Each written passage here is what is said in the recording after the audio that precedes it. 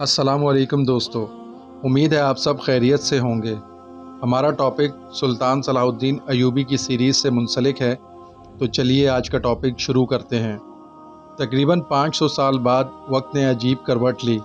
حضرت عمر فاروق رضی اللہ تعالیٰ عنہ نے جس بیت المقدس کو 16 ہجری میں انسانی خون کا ایک قطرہ بہائے بغیر فتح کیا تھا، اسی متاع عزیز کو اسلام کے وارثوں نے 491 ہجری میں ذلت و رسوائی کے ساتھ گنوا دیا، جس کے نتیجے میں ایک مضبوط عیسائی ریاست قائم ہو گئی اور انتہائی محتسب عیسائی گاڈفرے یروشلم کا شہنشاہ بن گیا۔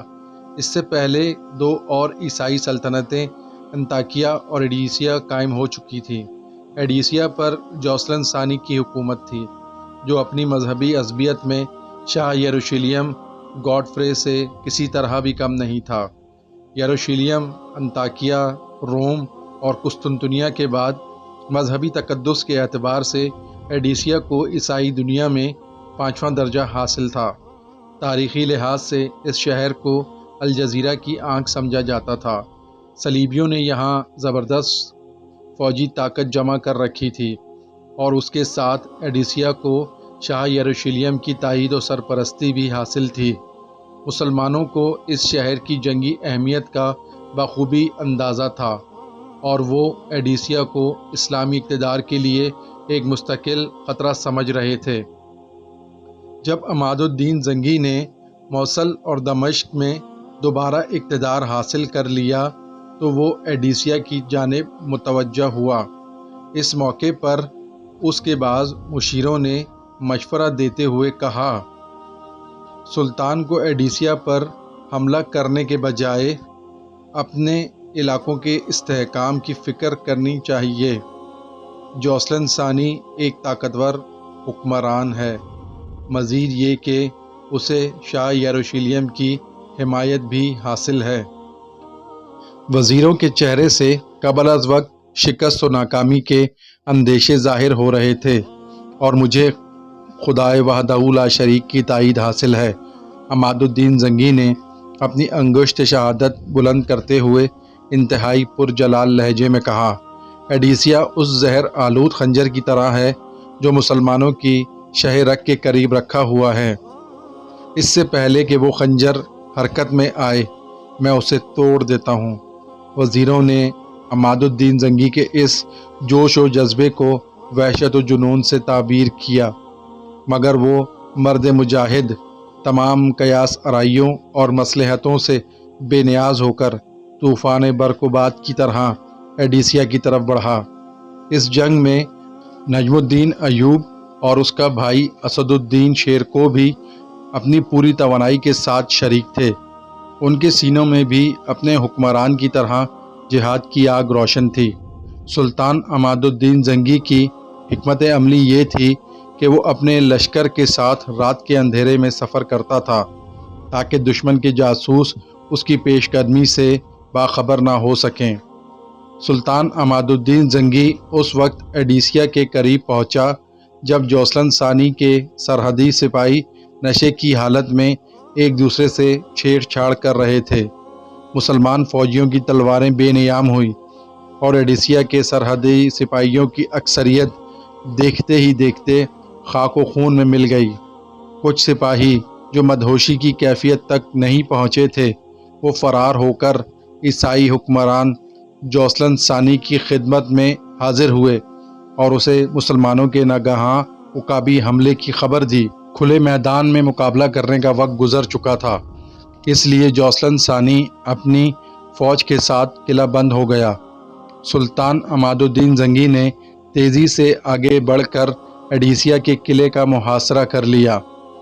قلعے کے اندر سامان رسد بڑی مقدار میں موجود تھا، اس لیے جوسلن ثانی کو اطمینان قلب حاصل تھا۔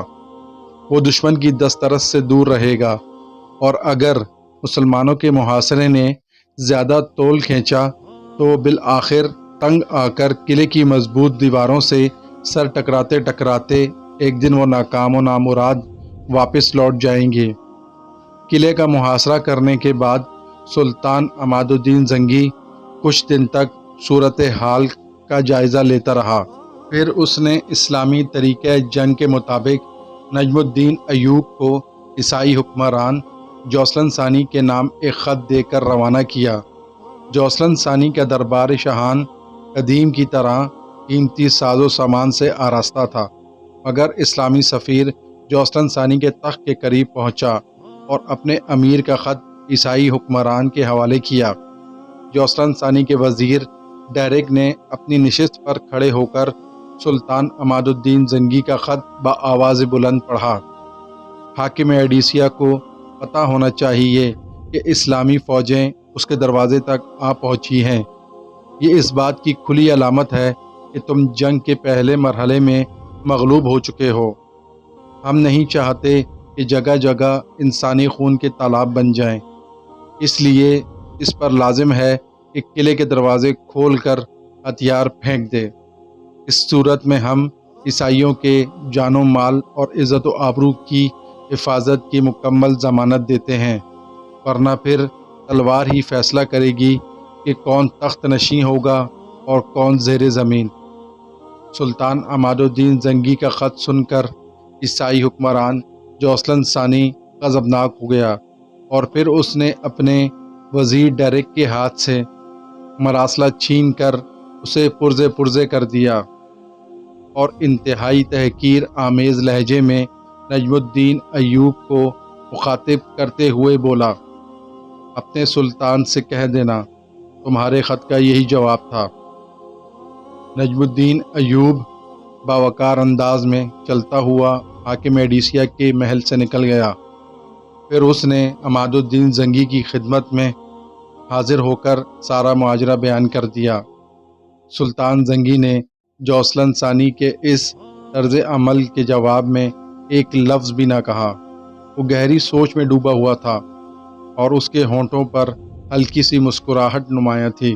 دوسرے دن عماد الدین زنگی نے نماز فجر میں اپنے لشکر کی امامت کی۔ طویل دعا مانگنے کے بعد اس نے اپنے سپاہیوں کو قلعے کی فصیل کے مختلف حصوں پر حملہ آور ہونے کا حکم دیا۔ منجنیقوں سے مسلسل 28 دن تک سنگ باری کی گئی، یہاں تک کہ سامنے کی فصیل میں بڑے بڑے شگاف پڑ گئے اور مسلمان سپاہی قلعے میں داخل ہو گئے۔ سلطان عماد الدین زنگی کے سپاہی قلعہ ایڈیسیا کی اینٹ سے اینٹ بجا دینا چاہتے تھے۔ اسی جذبے کے تحت مسلمانوں کا حملہ اس قدر شدید تھا کہ عیسائی سپاہیوں کی صفیں درہم برہم ہو کر رہ گئیں۔ خود سلطان عماد الدین زنگی کے جوش کا یہ عالم تھا کہ اپنے محافظ سپاہیوں کو پیچھے چھوڑ کر اکیلا دشمن کی صفوں میں گھس جاتا۔ نجم الدین ایوب اور اسد الدین شیرکوہ سلطان کے دوش بدوش لڑ رہے تھے۔ چند گھنٹوں بعد ہی عیسائی فوجیں پسپا ہونے لگیں۔ مسلمان سپاہی قلعے کی بلند دیواروں کو انسانی خون میں ڈبو دینا چاہتے تھے، مگر سلطان عماد الدین زنگی نے ایک سخت فرمان کے ذریعے اپنی فوجوں کو عیسائیوں کے قتل عام سے روکا۔ عام شہریوں کے ساتھ ہتھیار ڈال دینے والے سپاہیوں کو بھی امان بخشی گئی۔ پھر جب یہ طوفان بلاخیز تھم گیا تو سلطان عماد الدین زنگی نے تمام قیدیوں کو رہا کر دیا اور عیسائیوں کے گھروں سے لوٹا ہوا مال بھی انہیں واپس کر دیا۔ ایڈیسیا کا حکمران جوسلن ثانی کسی خفیہ رستے سے فرار ہو گیا۔ ایڈیسیا کی شکست کی خبر سن کر پوری عیسائی دنیا میں صف ماتم بچھ گیا۔ ایک ہی شکست نے صلیبیوں کے ہوش و حواس اڑا کر رکھ دیے تھے۔ دوسری طرف مسلمانوں کی مسرت کا یہ عالم قابل دید تھا۔ اسی کے ساتھ ہی خلیفہ بغداد کا فرمان جاری ہوا کہ عماد الدین زنگی کا نام خطبات میں شامل کیا جائے۔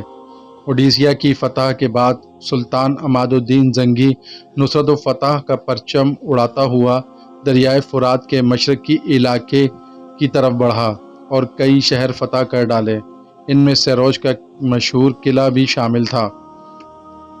541 ہجری کی ایک سیاہ رات تھی جب سلطان عماد الدین زنگی نے قلعہ جابر کا محاصرہ کر لیا۔ وہ اپنے خیمے میں گہری نیند سویا ہوا تھا۔ پہرے پر ایک مسلح غلام کھڑا تھا۔ جب آدھی رات سے زیادہ بیت گئی اور ہر طرف سناٹا پھیل گیا تو وہ غلام دبے پاؤں سلطان کے کمرے میں داخل ہوا اور سلطان کے سرہانے جا کر کھڑا ہو گیا۔ شمع کی مدھم روشنی میں غلام کی نظریں سلطان کے چہرے پر مرکوز تھیں۔ جب اسے یقین ہو گیا کہ سلطان پر گہری نیند کا غلبہ طاری ہے تو اس نے آہستہ سے تلوار نکالی اور پے در پے سلطان پر کئی وار کیے۔ 65 سالہ سلطان نے سنبھلنے کی بہت کوشش کی، مگر خون اس قدر بہہ چکا تھا کہ تھوڑی ہی دیر میں سلطان عماد الدین زنگی کی موت واقع ہو گئی۔ قاتل غلام رات کے اندھیرے میں فرار ہو گیا۔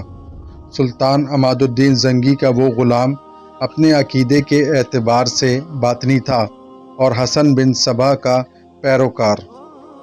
امید کرتے ہیں آپ کو ہمارا آج کا ٹاپک پسند آیا ہوگا۔ ملتے ہیں آپ سے بہت جلد نئے ٹاپک کے ساتھ۔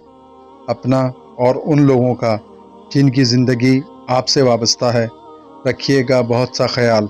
فی امان اللہ۔